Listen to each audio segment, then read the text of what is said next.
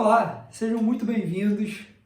Estamos aqui hoje com mais um assunto de bastante importância para quem pretende fazer implantes, né? Quem pensa em trabalhar com implantodontia, que eu acho que é o seu caso, a gente tem que pensar bastante nisso tudo que está escrito aqui, olha. Prótese sobre implante. A prótese sobre implante, na minha opinião, o entendimento da prótese sobre implante talvez seja até mais importante do que você aprender exatamente como fazer a perfuração para colocar um implante, né? Até no curso de especialização, costumamos falar muito a respeito disso, né? Que até você pegar um macaco treinado, ele faz uma perfuração. Então, o mais importante é você saber aonde perfurar e por que você está fazendo aquela perfuração desse jeito. E também através das guias cirúrgicas, né? Então, quem vai determinar a posição ideal do implante vai ser quem? A prótese sobre implante.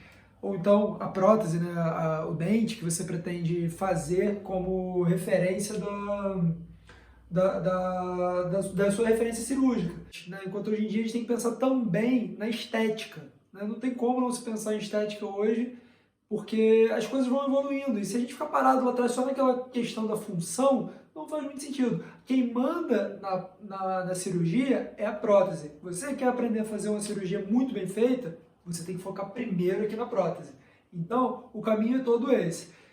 Para começar essa aula, né, esse bate-papo aí sobre componentes protéticos e prótese sobre implante, eu gosto de começar contando uma história, né? Uma história minha, que eu estava cerca de 10 ou 12 anos atrás, estava me formando lá na universidade e passei por uma situação que me fez pensar muito naquele momento. Vou contar a história para vocês. Eu estava lá na universidade, naquele momento, eu já até contei essa história aqui, né, para falar a verdade, mas eu estava ali na faculdade, me formando, estava ali nas escadarias da universidade, esperando para fazer aquela foto de fim de ano, com o chapeuzinho, com a bata, tudo bonito, e um grande professor meu, um grande mestre, um grande colega, chegou para mim e falou assim: pô, Antônio, que legal, cara, tá aí se formando, como é que vai ser agora? E eu falei para ele, falei: Luiz, cara, a partir de agora eu não quero nem saber mais de prótese, não vai ser nada da minha vida, eu vou me dedicar à cirurgia, que é aquilo que eu mais amo. Então ele veio aqui no meu ombro, deu aquela batidinha e falou assim: meu amigo, que legal, mas se você quiser saber implante, você vai ter que saber muita prótese. Então aquilo ali na hora veio na minha cabeça e falou: caraca, como é que eu vou... Esse cara tá errado, não é possível, esse cara deve estar errado. Lá no fundo eu já sabia que ele estava certo, né? Saí dali e fui diretamente para a especialização. Entrei para o curso de especialização. Uma das primeiras aulas eu tive o prazer, alguns dias atrás, de recebê-lo numa live aqui. Se você ainda não assistiu, vale a pena assistir. O professor Cavalcante foi meu professor da especialização e ele foi um dos caras que falavam que se você quiser saber mesmo de implante, você também tem que saber prótese. É o caminho reverso, né? O caminho contrário. E a gente às vezes não sabe, que não quer acreditar que isso seja verdade. Mas a prótese sobre implante vai mandar na posição do implante. Fui lá para as clínicas da especialização e o que acontece? Primeira clínica, o que a gente vai fazer primeiro? Prótese. Vamos trabalhar com prótese, fazer o início, o beabá. Vamos começar a botar um pouquinho a mão em cirurgia. Tivemos que fazer primeiro a abertura, reabertura dos implantes que já tinham sido colocados. Ó, você vai fazer a reabertura agora desses implantes, vai tirar o cover, o parafuso de cobertura, vai colocar o cicatrizador divergente e vai selecionar o tipo de moldagem que você vai fazer. Opa, o que é isso? Não estou entendendo. Aí continuou, né? Vou dar continuidade à história. Aquilo ali me deu uma tremida por dentro, porque eu não entendi muito bem o que estava sendo dito ali, né? Para continuar um pouco da história, pega o transfer de moldeira aberta ou de moldeira fechada, vê qual que você vai optar. Já selecionou o análogo? Já tem a marca do implante para selecionar o análogo? E aquilo dali foi ficando na minha cabeça. Qual núcleo que você vai usar? Antirrotacional, rotacional?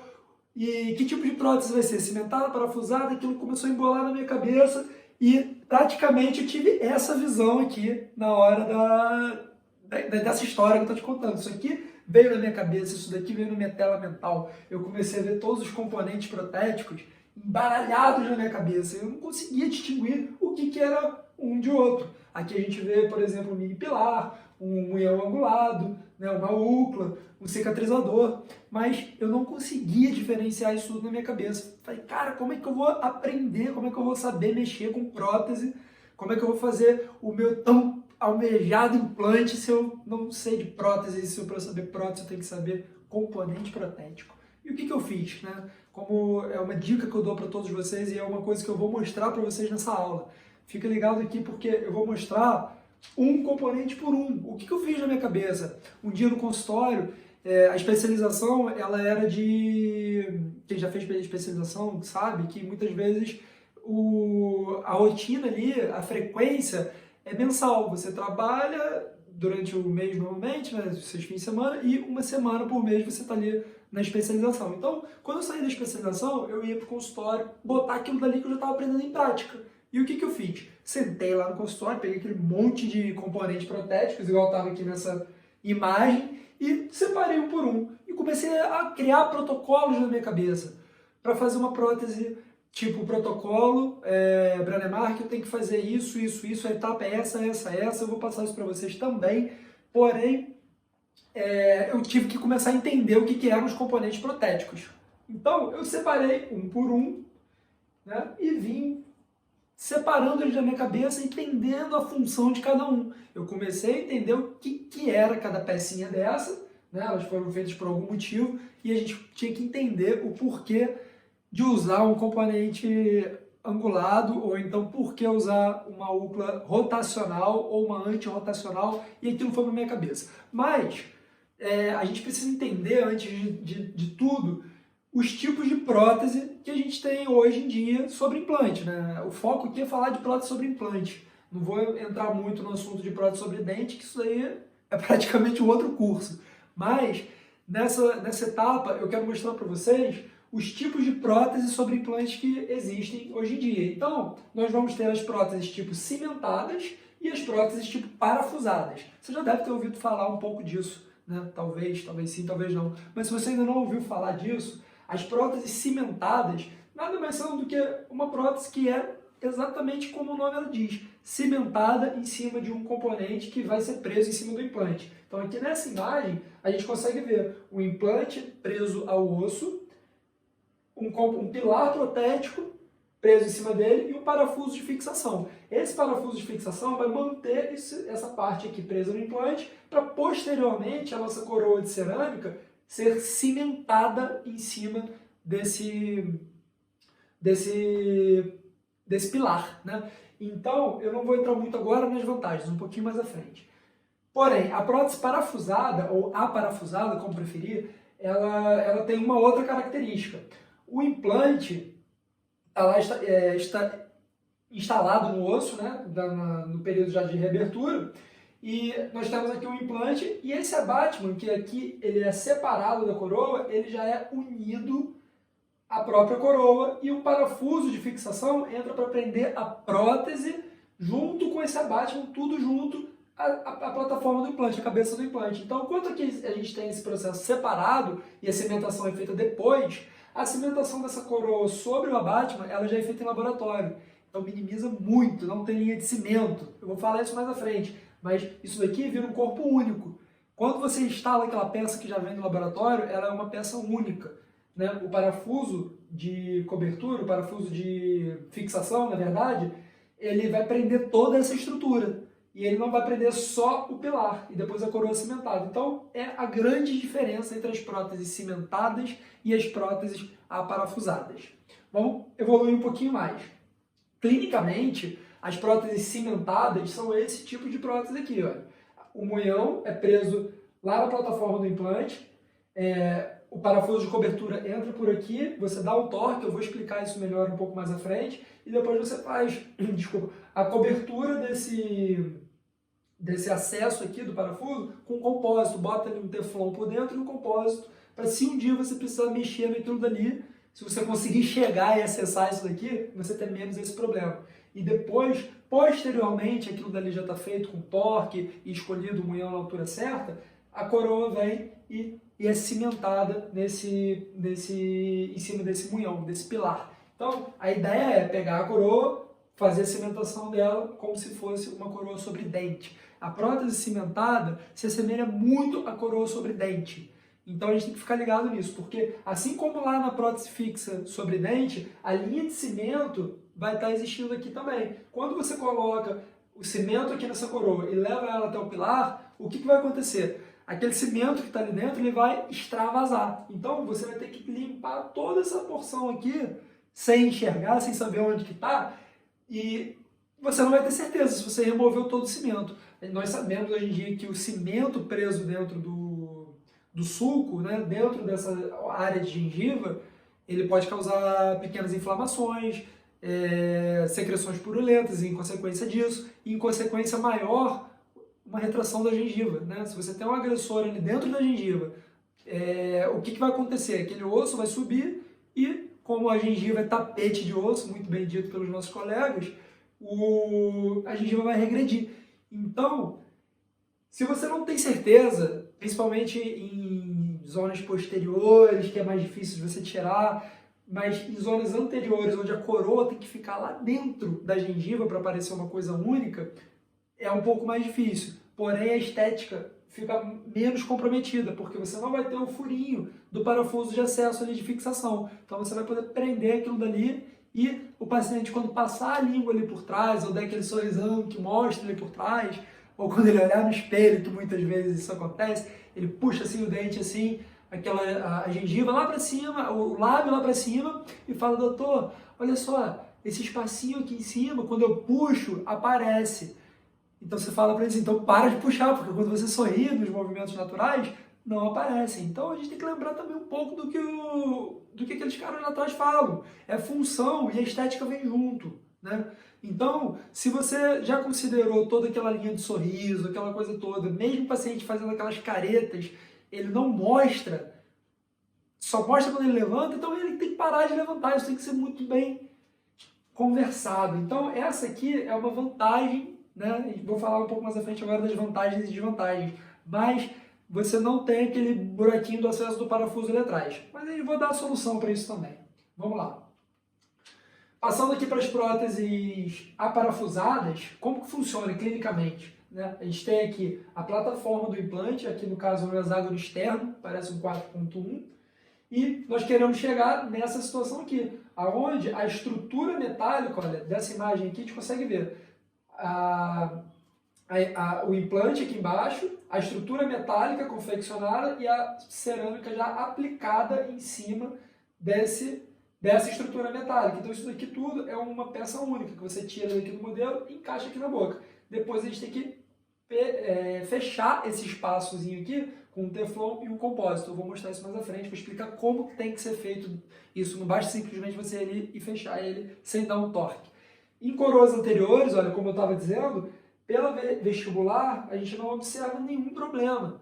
Então, quando a gente tem o implante bem posicionado ali no posicionamento 3D, e ele está bem posicionado, a abertura da coroa vai ser aqui pelo símbolo. Então, isso daqui é muito fácil você ali fechar com compósito. Dá um polimento, fica muito bem feito. Se você precisar por algum motivo soltar essa coroa por uma inflamação ou porque ela simplesmente afrouxou, nessa situação aqui é só você tirar o compósito e dar o aperto novamente. Nessa situação aqui, como é que você vai tirar o parafuso? Como é que você vai soltar essa coroa? Quem aqui já soltou uma coroa sobre dente, tentou pegar um saca-prótese e dar pancadas, deve saber que é um pouquinho difícil, né? O cimento definitivo é feito para não soltar. Então, muitas vezes, se você precisar soltar isso daqui, você vai ter que fazer uma coroa nova. E quem vai pagar isso? Você ou o paciente? Né? Então, uma das indicações, que eu vou falar mais à frente também, desse tipo de prótese é quando o implante está mal posicionado. Você tem um implante apontando para vestibular, como esse daqui está, olha, e o parafuso não pode sair pela vestibular do dente. Você não vai conseguir fazer uma resina sobre cerâmica que consiga disfarçar 100%. Então, a prótese cimentada vai resolver esse problema. Então aqui eu tenho um quadro que mostra exatamente os tipos de prótese, as vantagens e desvantagens de cada uma. Vou até sair da frente aqui um pouquinho, mas isso daqui está descrito aqui, olha, na revista da HI, no volume 6, das considerações de prótese, né? Então, o que ela quer dizer aqui? Que as próteses cimentadas, como vantagens, elas podem ser implantes múltiplos, né? Ou implantes unitários também. Simplicidade da técnica, porque é uma cimentação, você não tem que ficar ali mexendo muito com parafuso de torque, com a parte de componentes protéticos, é um pouco mais reduzida, porque você faz aquilo tudo em boca. O custo é um pouco mais reduzido do que a outra, mas, sinceramente, hoje em dia, o preço é o mesmo. A estética é a grande vantagem e você poder ajustar a oclusão daquela coroa também é uma vantagem, porque na prótese cimentada, ela já vem com todas as cúspides, todas as vertentes do dente bem delimitadas, enquanto no outro tipo de prótese você vai ter que ajustar isso. Então, olha, as próteses aparafusadas como vantagens, né, a ausência do cimento, aquilo que eu estava falando, da linha do cimento, não vai existir nas próteses aparafusadas, porque elas são uma estrutura única. Espaço interoclusal reduzido, né, ou seja, quando você faz uma prótese cimentada, você tem que ter uma altura para do coto, né, do munhão, para a coroa poder cimentar, tem que ter uma retenção mecânica daquela coroa. Então, quando você tem um espaço reduzido, como a estrutura é única, você consegue aparafusá-la ali sem problema nenhum. Melhor resposta do tecido mole, por quê? A ausência de cimento e menos manipulação. Escolhe áreas estéticas. Por exemplo, na área estética, era aqui que eu queria chegar. Na área estética, se você precisar remover esse parafuso, é muito mais difícil de você remover um parafuso da parte cimentada do que da parte da prótese aparafusada. Então, é muito mais fácil de você remover. Olha só, como desvantagem das próteses cimentadas, remoção do cimento, da linha de cimento, como é que você vai ver aquilo dali, eu já expliquei. Necessidade de reparação. É muito difícil você conseguir reparar uma coroa dessa se ela simplesmente afrouxar. Porque o que pode afrouxar é o abattement. É aquele intermediário entre a coroa e o implante. Se daquilo dali afrouxar, o parafuso pode partir. Então, você tem que mexer naquilo dali. Não tem outra opção. Coroa sobre implante. Guarda isso. Anota aí. Pega aí o papelzinho. Anota aí. Coroa sobre implante que tiver com movimentação, você tem que intervir na hora. Por quê? Pode ser a coroa que esteja com mobilidade, então o parafuso pode quebrar lá dentro do implante se você não agir de forma rápida, ou o próprio implante pode estar comprometido. Então tem que ver na hora. Coroa balançando, coroa abanando, como diz em Portugal, você tem que atuar imediatamente. E a dificuldade de retenção, como eu falei, você tem que ter uma altura boa para poder ter uma retenção mecânica da coroa. Desvantagens das próteses aparafusadas: requer um abattement, uma UCLA, né? Apesar de que a outra também requer um abattement, só que é um abattement um pouco diferente. Como está aqui, personalizado, você tem que mandar personalizar, apesar de que o outro também precisa. Então eu não vejo isso aqui como muita desvantagem, porém está descrito na literatura, eu tenho que trazer isso para vocês. E acesso ao oclusal do parafuso, é aquela resina, aquele compósito que fica ali em cima e que muitas vezes muda de cor, então isso acaba sendo uma desvantagem. Mas a vantagem principal da prótese aparafusada é a reversibilidade, ou seja, você tornar reversível uma cimentação ou então uma aplicação da coroa em que, se você precisar tirar, você tem essa possibilidade de fazer na prótese parafusada. Já na cimentada é muito mais difícil. Então, anota aí, a prótese parafusada é muito mais fácil de você manipular numa situação de manutenção, de troca da coroa, a cor que não ficou muito boa, ou então o dente que escureceu, alguma coisa que você precisa trocar aquela coroa por fratura, por fadiga, por qualquer outra coisa, troca do parafuso, alguma coisa nesse sentido, você vai ter uma vantagem com a prótese parafusada. Então, avançando aqui um pouquinho mais, os tipos de próteses unitárias e múltiplas. Né? Como a gente já falou de prótese cimentada e prótese parafusada, agora eu vou falar das próteses unitárias e das próteses múltiplas. As unitárias, como o próprio nome já diz, únicas, unitárias, só aparece uma coroa, só tem uma coroa, você só repõe a coroa de um dente. Né? Enquanto nas próteses múltiplas, nós temos aqui, olha, várias coroas sendo repostas através da colocação de implantes. Nesse caso aqui em específico, eu vou mostrar para vocês, esse caso aqui, o espaço entre os implantes, nós já falamos disso, mas o espaço entre implantes não era suficiente para você, o espaço que eu tinha não era suficiente para colocar 4 implantes e repor 4 coroas. O que eu tinha de espaço aqui só era permitido colocar 2 implantes para suportar 4 coroas. A distância, aquele cálculo que a gente falou da distância entre dente e implante, né, aqui de pelo menos 2 milímetros, e a distância entre implante e implante de 3 milímetros, não ia ter como ser respeitada nesse caso. Então, se eu somasse aqui 2 milímetros, mais 3, mais 3, mais 3, mais 2, não ia caber. Então, a solução para esse tipo de caso é você colocar 2 implantes apenas. Vou mostrar mais à frente outros casos sobre isso. Clinicamente, nós temos essa situação. Coroas unitárias, olha, uma coroa parafusada com aqui, olha, o acesso fechado com compósito e mesmo assim a gente tem as cúspides bem delimitadas e bem colocadas. E olha só que interessante aqui o contorno gengival, as papilas, né, bem delimitada na área de col. Então, nas próteses múltiplas, temos aqui, olha, a mesma situação que eu apresentei agora há pouco, só que na zona posterior, né? Olha, 1, 2, 3, 4 coroas sendo sustentadas por apenas 3 implantes. Aqui, Antônio, poderia ter mais um implante? Poderia, sem problema nenhum. Porém, por algum motivo aqui, não foi colocado um outro implante. E esses 3 aqui fica um trabalho muito bem feito e não tem problema nenhum você ter 3 implantes para suportar 4 coroas. Repare uma coisa aqui que é muito importante quando a gente fala em próteses múltiplas, onde você tem mais dentes do que implante. Repare uma coisa, a área que não tem o implante, anota isso aí, a área que não tem o implante está no meio da ponte, ela não está em cantilever, nem para anterior, nem para posterior. Você não tem aqui 3 implantes e um implante em cantilever para trás, onde aquele braço fica desapoiado lá atrás, nem à frente. Então, a configuração desse tipo de prótese tem que ser exatamente como está aqui. Olha. Se for uma zona que não tem implantes, ela tem que ficar no meio de 2 pilares. Você não pode colocar uma área de balanço à frente do pilar. Então, olha só, vou voltar aqui nesse caso.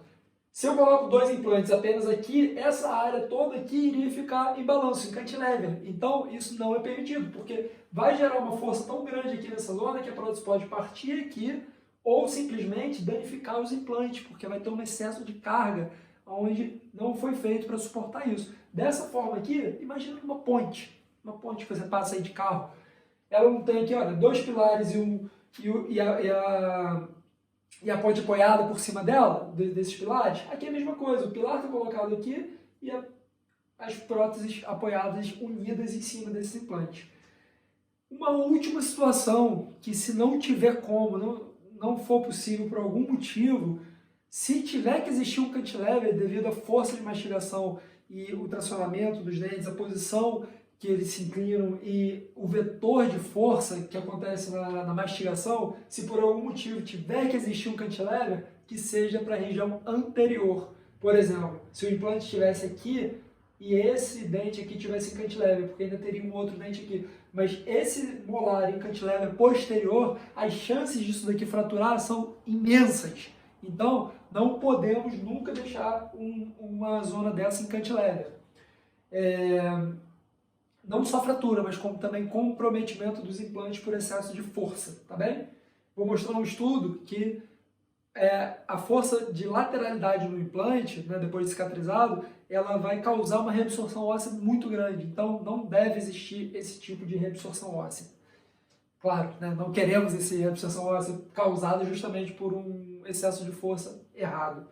Então, evoluindo um pouquinho mais nas próteses múltiplas, né? Isso daqui se enquadra numa prótese múltipla, onde é uma prótese híbrida ou uma prótese tipo protocolo Brånemark, que nós temos aqui, olha, 4 a 5 implantes, não é o Alan Ford, não estou falando de Alan Ford, estou falando de 4 ou 5 implantes verticais para segurar uma prótese total, né? Temos aqui todos os dentes, nesse caso aqui é uma prótese, nos 2 casos, isso aqui é um caso em boca, né? É uma zona de arco reduzido. Vamos falar ainda sobre arco reduzido. Então, esse tipo de prótese são as próteses híbridas, tipo protocolo. O que elas consistem, né? Elas reparam, olha, tanto a parte dos dentes quanto a parte da estética rosa. Então isso tem que ser muito bem visto. Então eu estou só apresentando os tipos de prótese para vocês, tá bem? Essa classificação aqui é importantíssima, né? Eu vou até sair da frente dela porque eu preciso mostrar esse tipo de classificação. Eu não gosto de slides com texto, mas tem certas coisas que eu preciso mostrar para vocês.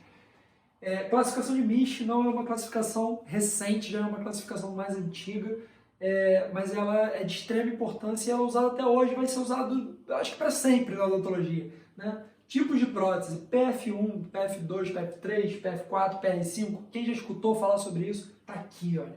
PF1, prótese fixa tipo 1, ela repõe apenas a coroa semelhante ao dente natural, você só repõe a coroa do dente. Né? Quando você tem mantido toda a parte de periodonto, toda a parte rosa e a parte óssea, né? Tá tudo mantido, você só vai repor a coroa de um dente. PF2, prótese fixa tipo 2, repõe a coroa e parte radicular, como se fosse uma recessãozinha da gengiva aqui, olha. O contorno da coroa é normal, assemelha-se a uma recessão gengival. O tamanho da coroa vai ser o mesmo, mas ele vai repor uma partezinha ali embaixo, aonde seria uma recessão gengival, uma amostra da raiz do dente, né? Da nossa porção da coroa. PF3, prótese fixa tipo 3, as protocolos Bradmark, aquelas próteses híbridas que eu acabei de mostrar, essa daqui, ó. Então ela repõe a coroa perdida e a cor gengival. Os tipos de prótese que repõem tudo isso são as próteses tipo PF3. Né? E muitas vezes, por ter que repor a gengiva, você já conclui que você teve uma reabsorção óssea ali naquela região, ou porque você teve que fazer um aplanamento ósseo para caber aquilo tudo. Quando eu falar de cirurgias, de protocolo, eu vou explicar isso bem detalhado para vocês, tá bom? E as PR4 são as próteses removíveis, né? Já muda de PF para PR, próteses removíveis, que são as sobredentaduras suportadas somente por implantes. Ou seja, esse tipo de prótese aqui são aquelas próteses tipo cavaletes, não sei se você já ouviu falar, onde se coloca 2 ou 3 implantes e ela tem uma estrutura que tem uma estrutura metálica que une elas, os implantes, e a prótese encaixa em cima dela. Esse é o tipo de prótese tipo 4. E temos as PR5, que são as próteses removíveis tipo 5, que são as sobredentaduras, suportada por implantes e tecidos moles, os locators, quem já ouviu falar em locator. Eu vou falar mais à frente também. O que isso daqui quer dizer? Quer dizer que a prótese está instalada na boca, ela tem uma porção que ela é implantorretida e mucossuportada. Grava bem esse termo, implantorretida. O implante mantém ela na boca através de uma conexão para ela não ficar deslocando, mas quando tem a mastigação do paciente, é como se ela fizesse um micromovimento que fosse dissipada, essa força fosse dissipada também para os tecidos moles. Então, o locator que está aqui embaixo, que é um sistema tipo O-ring, né, os mais antigos, o sistema mais antigo é o O-ring, o locator é uma evolução do O-ring, que eu vou mostrar mais à frente, é fantástica. Elas têm essa função de fazer um pequeno movimento e dissipar a força também para os tecidos moles, tá bem? Eu vou exemplificar cada um disso daqui.